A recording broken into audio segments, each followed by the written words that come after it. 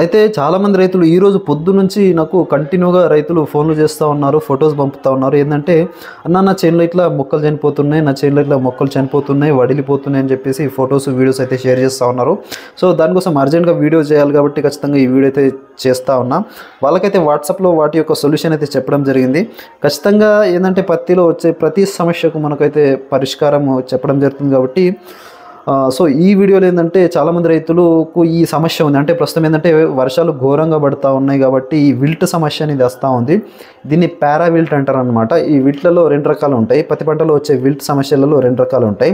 ఒకటి వచ్చేసి పారా విల్ట్, ఇంకోటి వచ్చేసి ఫిజియోరియం విల్ట్ అన్నమాట. ఫిజియోరియం విల్ట్ అనేది ఆ కాండంలో పురుగు తినేయడం ద్వారా ఆ మొక్క అనేది ఎండిపోతుంది. సో మనకు సమస్య అది కాదు. ఇప్పుడైతే మనకు ఏదైతే పారావిల్ట్ అనమాట. పారావిల్ట్ అనేది మనకేంటంటే ఒకేసారి అధిక మొత్తంలో వర్షాలు పడడం ద్వారా ఈ పారావిల్ట్ అనేది వస్తుంది. సో ఈ పారావిల్ట్ అధిక వర్షాలు పడడం వల్ల వస్తుంది. ముఖ్యంగా కొద్దిగా నల్లరేగడి భూములకైతే ఎక్కువ శాతం అయితే వస్తుంది. కాబట్టి ఒక ప్రాంతానికి వస్తే ఆ ప్రాంతం మొత్తానికి వస్తుంది అనమాట. ఆ తర్వాత ఏంటంటే ఈ పారావిల్ట్ వచ్చినప్పుడు ఏంటంటే మొత్తం వడిలిపోయినట్టు, మొత్తము చనిపోయినట్టు మొక్క చాలా ఘోరంగా అయిపోతుంది. సో రైతులు చాలా వరకు భయపడతారనమాట, మొత్తం చనిపోతుందని చెప్పేసి.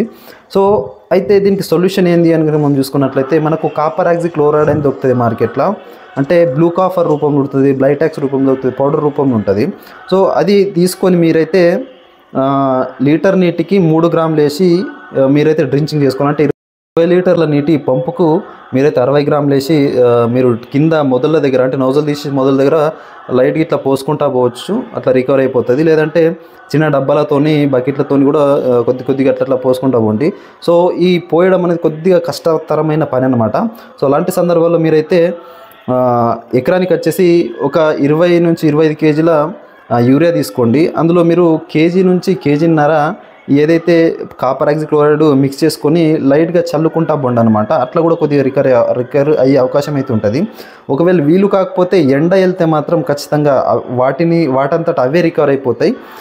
ఎందుకంటే ఇప్పుడు ప్రజెంట్ సిచ్యువేషన్ ఎట్లా ఉందంటే ఎండ వెళ్ళే పరిస్థితి లేదు. ఎందుకంటే మనము గత 4-5 రోజుల నుంచి చూస్తూ ఉన్నాం, కంటిన్యూగా వర్షాలు అయితే పడతానే ఉన్నాయి.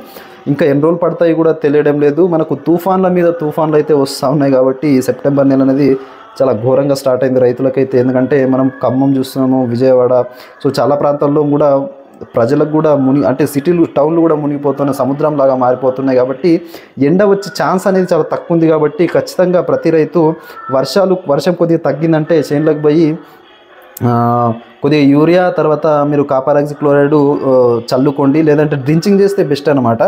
డ్రించింగ్ చేయగలిగితే ఖచ్చితంగా డ్రించింగే చేయండి. అది కొద్దిగా సాధ్యపడదు అనుకుంటే మాత్రం మీరు ఒక సగం కట్ట యూరియా తీసుకొని అందులో కేజీ నుంచి కేజీన్నర బ్లూ కాఫర్ తీసుకొని మొక్కల దగ్గర చల్లుకుంటా పోండి. అట్లా కూడా మీకైతే రిజల్ట్ అయితే వస్తుంది. ఒకవేళ ఎండ వెళ్ళే స్థితి ఉంటే మాత్రం మీరు చల్లుకోకుండా కూడా అది రికవర్ అయిపోతుంది. ఇది ఒకటి జ్ఞాపకం ఉంచుకోండి. కానీ ప్రస్తుత సిచ్యువేషన్ అయితే నాకైతే అనిపిస్తలేదు ఎండ వెళ్తుందని చెప్పేసి. సో ఇదొకటి ఆలోచించండి. కాబట్టి ఖచ్చితంగా మీరు ఈ ప్రాబ్లంతో ఉంటే ఖచ్చితంగా మీరు బ్లూ కాఫర్ అనేది బెస్ట్ సొల్యూషన్. ఇప్పుడు అదొకటే మార్గం. కాబట్టి అదొకటి మీరైతే చేయగలరు. సో ఇలాంటి వీడియోలు అయితే నేను ఖచ్చితంగా రైతులకు యూజ్ అయ్యే వీడియోలు తెస్తూ ఉంటాను. కాబట్టి ఖచ్చితంగా మన ఛానల్ని సబ్స్క్రైబ్ చేయండి, ఈ వీడియోని లైక్ చేయండి, ఇతర రైతులకు షేర్ చేయండి. Thank you.